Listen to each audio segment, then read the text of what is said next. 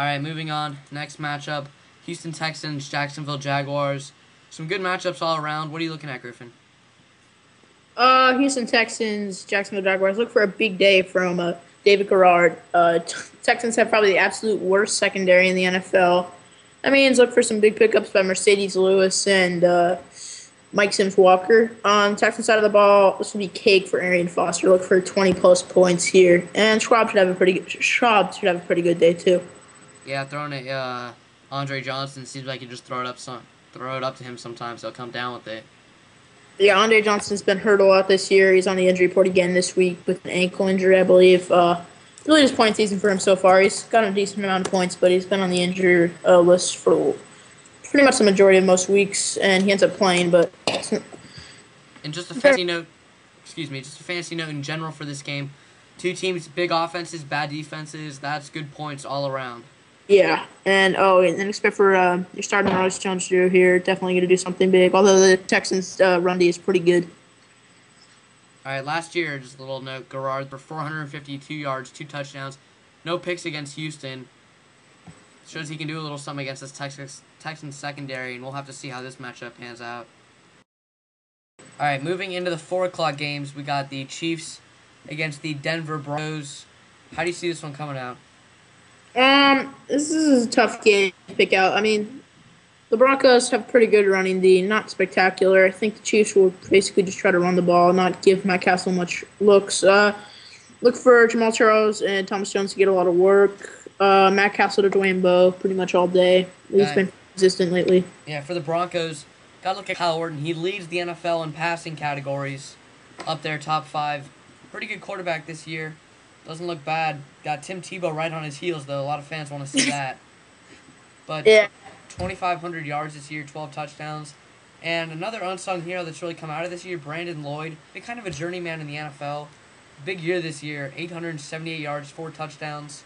Pick him up in your leagues if you can, but he's probably already been picked up. Yeah, pretty much 100% of leagues own him now. He's a real star this year. But he's coming into a tough matchup against a 6-rated Kansas City team against wide receivers. They have Brandon Flowers on him. It'll be a tough matchup. Going back to these passing matchups that we have for this game, something to note, the forecast predicts snow, so you know how that affects the passing game. Alright, next 4 o'clock matchup, this game at 4:15. Dallas Cowboys versus the New York Football Giants. Cowboys coming in at 1-7. Who would have thought? Giants 6-2, one of the best teams in the NFL. Griffin, take it away. Well, I really hate everybody on the Cowboys right now, especially since I'm a Miles Austin owner. He has done nothing this year, and John Kitna just makes me feel bad about myself.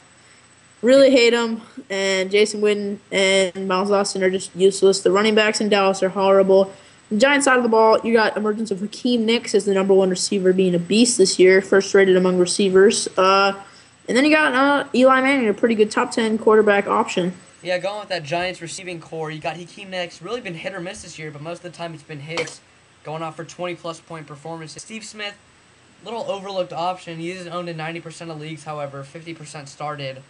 But he is a consistent option, averaging about 9-10 points a game. So look for that to be a key matchup against this Dallas secondary that hasn't done much. And then Ahmad Bradshaw has really been a good running back this year, fantasy-wise. He's a Giants running back. He had 2 touchdowns last week. Not a lot of yards, but if he gets into the end zone, hey, that works for me.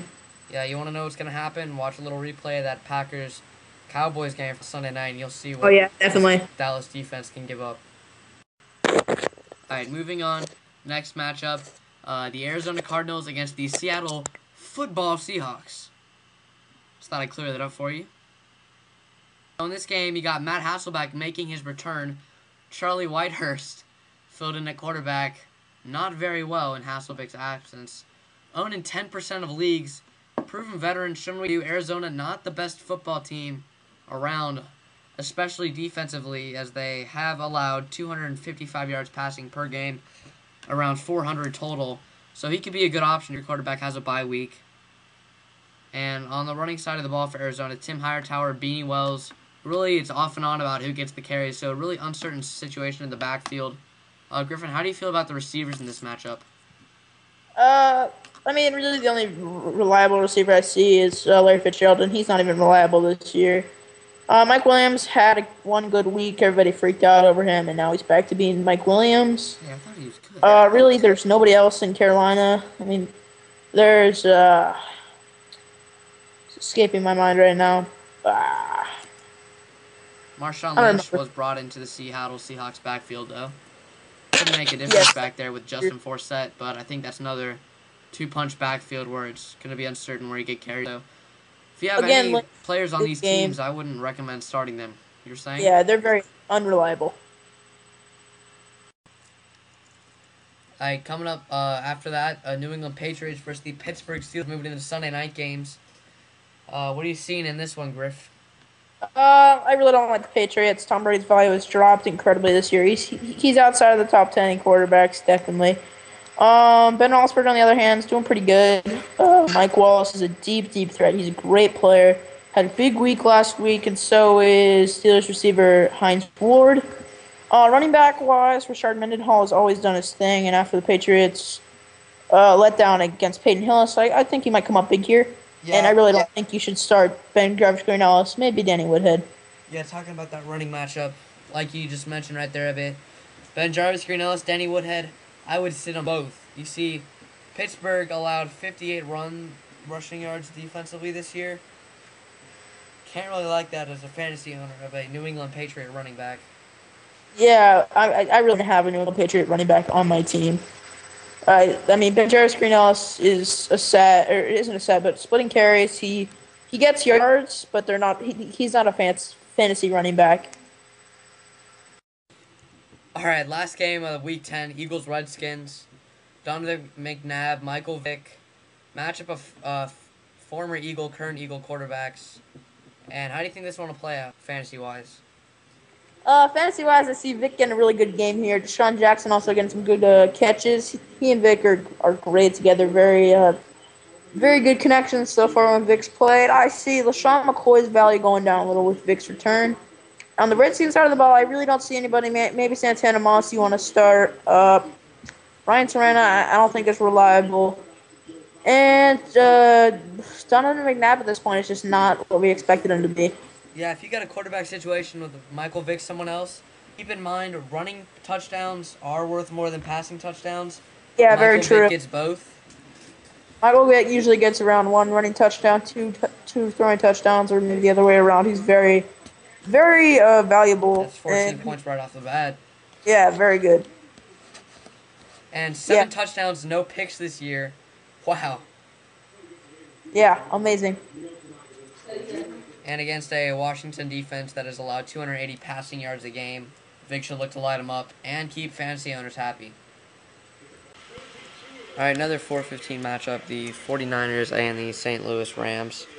Got some good sleepers in this one. Troy Smith, filling in for Alex Smith. He's got good legs and a good arm to go with that. Good fantasy option. Yes, it's pretty much the battle of the running backs here. We got the Steven Jackson going against Frank Gore. Overall, I think Frank Gore's going to have the better game. I mean, Steven Jackson's a great running back. We got to give some credit to the 49ers run defense. It's been pretty good lately. Yeah, and look for Crabtree to have more of a role as Troy Smith gets more involved with this offense. Vernon Yeah, Davis, questionable, and he is a big part of the offense. So if he doesn't play, that's even more numbers for Crabtree. yeah, but expect Vernon Davis not playing.